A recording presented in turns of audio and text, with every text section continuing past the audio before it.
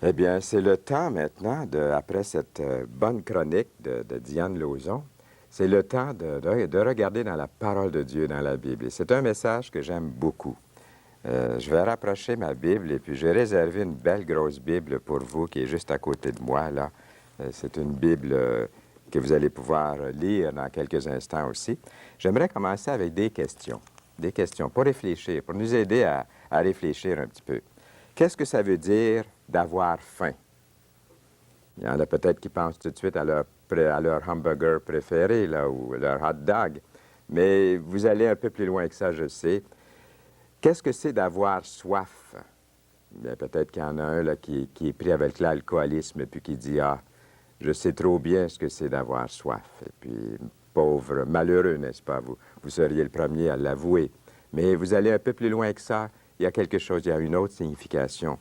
Qu'est-ce que ça veut dire être un étranger? Eh bien, si je m'adresse ici à quelqu'un qui vient d'arriver au Québec, qui est nouveau, qui ne parle pas la langue, qui comprend un petit peu ce que je viens de dire, il se dit, bien, moi, je sais ce que c'est d'être un étranger. Mais si vous allez un peu plus loin, vous poussez la question, être un étranger, ça peut vouloir dire autre chose aussi. Qu'est-ce que ça veut dire être malade ou d'être en prison? Tous ces mots peuvent être interprétés littéralement, si on veut. Le besoin d'un enfant affamé pour de la nourriture, le besoin d'un malade, un malade qui souffre, par exemple, à l'hôpital, ou le besoin d'un prisonnier pour un visiteur. Tous très réels, ces besoins. Ces mots peuvent représenter aussi des besoins cachés, des besoins qui ne font pas surface, qui sont en dessous même de la surface. N'est-il pas possible pour quelqu'un d'être affamé de connaissances spirituelles, assoiffé de justice, étranger aux choses de Dieu et sa parole, privé de dignité, malade à cause du péché, des passions, des choses qui l'abaissent, qui lui font perdre toute dignité, empoisonné par le matérialisme, jamais assez, jamais satisfait, jamais heureux, toujours vide. Dans l'Évangile de Matthieu, chapitre 25, les versets 31 à 40, un texte que nous allons regarder ensemble dans quelques instants, Jésus parle clairement des besoins des autres. L'importance qu'il place sur ce sujet est évidente. Il nous dit que lorsque nous donnons à manger à l'affamé, que nous revêtons celui qui n'a pas de quoi se vêtir, et que nous visitons un malade ou celui ou celle qui a été mis en prison, nous lui donnons à manger à lui. Nous le revêtons lui. Alors regardons ensemble ici dans la Bible, dans le Nouveau Testament, dans Matthieu chapitre 25, à partir du verset 31. Lorsque le Fils de l'homme viendra dans sa gloire avec tous les anges, il s'assiera sur le trône de sa gloire, toutes les nations seront assemblées devant lui. Il séparera les uns d'avec les autres, comme le berger sépare les brebis d'avec les boucs. Il mettra les brebis à sa droite et les boucs à sa gauche. Alors le roi dira à ceux qui seront à sa droite, « Venez, vous qui êtes bénis de mon Père, prenez possession du royaume qui vous a été préparé dès la fondation du monde. » Et remarquez bien ces paroles. Jésus dit, « J'ai eu faim, et vous m'avez donné à manger. J'ai eu soif, vous m'avez donné à boire. J'étais étranger, et vous m'avez recueilli. J'étais nu, et vous m'avez vêtu. J'étais malade, et vous m'avez visité. J'étais en prison, et vous êtes venus vers moi. » Les justes lui répondront.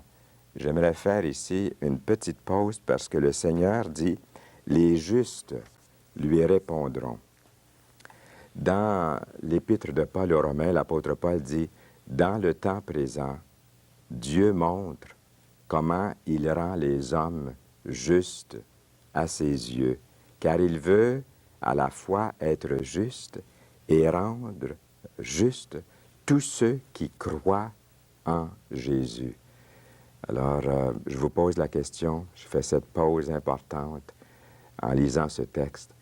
Croyez-vous en Jésus sincèrement et sérieusement? Il appelle juste ceux qui ont cru en Jésus. Alors nous continuons ici dans l'Évangile de Matthieu. Les justes lui répondront, « Seigneur, quand avons-nous vu avoir faim et t'avons-nous donné à manger, ou avoir soif et t'avons-nous donné à boire? Quand avons-nous vu étranger et t'avons-nous recueilli, ou nu et t'avons-nous vêtu? Quand avons-nous vu malade ou en prison Et sommes-nous allés vers toi? Et le roi leur répondra, je vous le dis en vérité, toutes les fois que vous avez fait ces choses à l'un de ces plus petits de mes frères, c'est à moi que vous les avez faites. Alors, c'est un passage très important que nous venons de regarder. N'oublions pas que Jésus avait dit, « Quiconque fait la volonté de mon Père qui est dans les cieux, celui-là est mon frère, ma sœur et ma mère. » Faire la volonté de Dieu, reconnaître Jésus-Christ comme Sauveur et Seigneur, c'est la plus grande chose que vous pouvez faire pour Dieu. De reconnaître son Fils comme votre Seigneur, comme votre Sauveur. C'est quelque chose que Dieu remarque. Et pour cela, il vous sauve, il vous donne une vie nouvelle parce que son Fils est venu mourir à la croix, a versé son sang pour vous. Alors celui qui reconnaît son Fils, Dieu le reconnaît. La volonté de mon Père, nous lisons ailleurs, c'est que quiconque voit le Fils et croit en lui ait la vie éternelle. Je le ressusciterai au dernier jour, dans Jean chapitre 6, verset 40.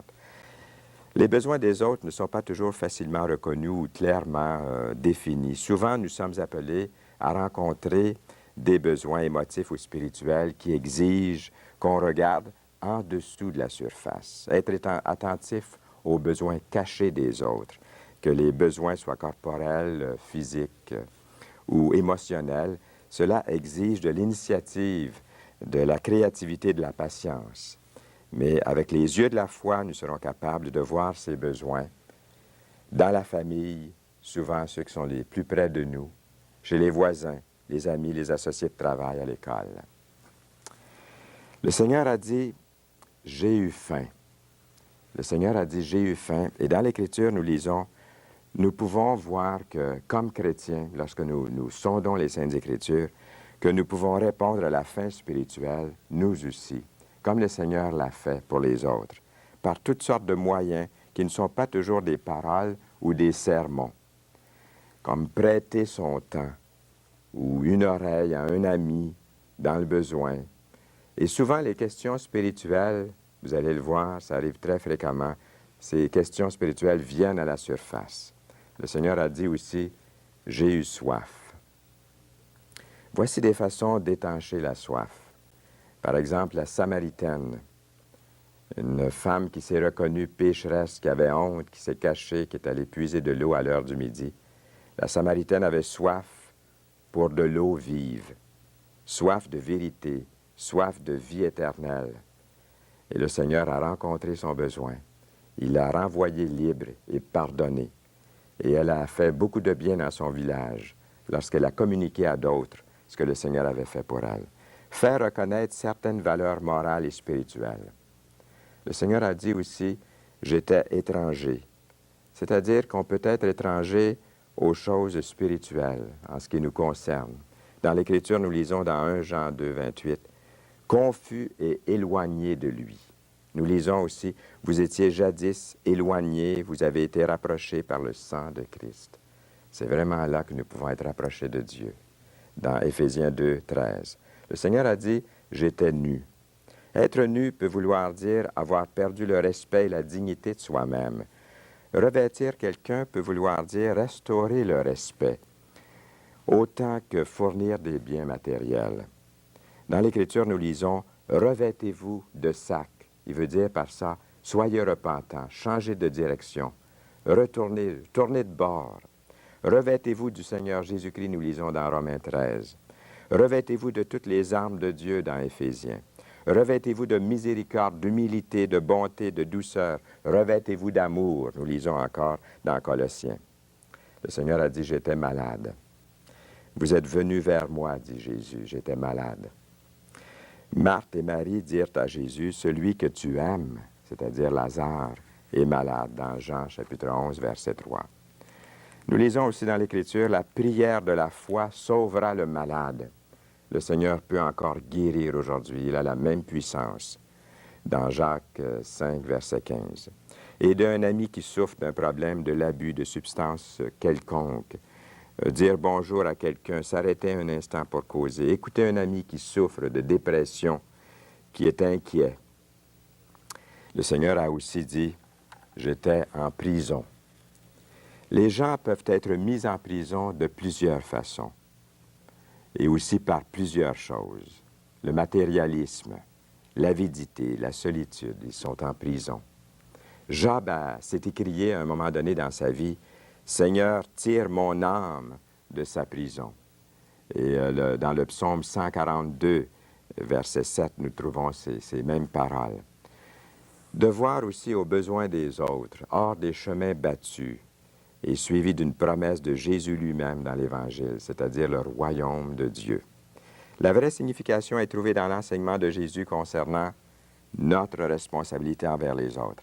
Et cela dépend de chaque individu de rencontrer le défi et de prendre part dans le royaume. Et je répète ces paroles du Seigneur, le roi dira à ceux qui seront à sa droite, « Venez, vous qui êtes bénis de mon Père, prenez possession du royaume qui vous a été préparé dès la fondation du monde, car j'ai eu faim et vous m'avez donné à manger, j'ai eu soif, vous m'avez donné à boire, j'étais étranger, vous m'avez recueilli, j'étais nu, vous m'avez vêtu, j'étais malade et vous m'avez visité, j'étais en prison et vous êtes venus vers moi. » Mais pour accomplir toutes ces choses-là, il faut premièrement être devenu son enfant. Et on devient son enfant en acceptant Jésus comme Sauveur et Seigneur dans sa vie. L'Évangile n'a pas dit « laissez au gouvernement prendre soin des autres ». L'Évangile ne dit même pas « laissez à l'Église le soin de s'en occuper ». Elle dit plutôt l'Évangile « faites-le ». Le travail offre beaucoup d'occasions de servir l'Évangile et de vivre l'Évangile. Ce n'est pas ce que vous faites qui compte, quelqu'un a écrit, c'est combien d'amour vous y mettez à l'intérieur.